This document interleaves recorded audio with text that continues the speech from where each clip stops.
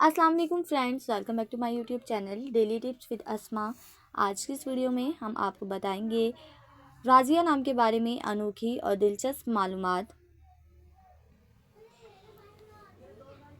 राज़िया नाम का शुमार लड़कियों के नामों में होता है। राज़िया एक इस्लामी नाम है।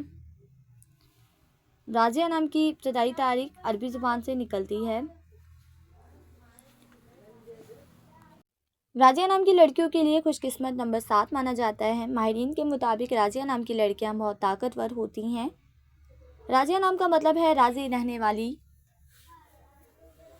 राज़िया नाम की लड़कियों के लिए खुशकिस्मत दिनों में जुमा और हफ्ते का दिन शामिल है। राज़िया नाम के अफराद के लिए मुवाफिक रंगों में नीला, बनफशी और काला रंग शामिल है।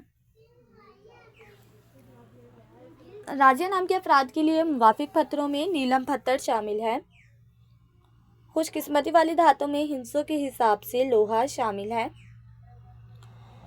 फ्रेंड्स, अगर आप अपने नाम का मतलब जानना चाहते हैं तो कमेंट बॉक्स में अपना नाम लिखें। इंशाल्लाह हम आपके नाम की वीडियो ज़रूर बनाएंगे। Thanks for watching. अल्लाह हाफिज़।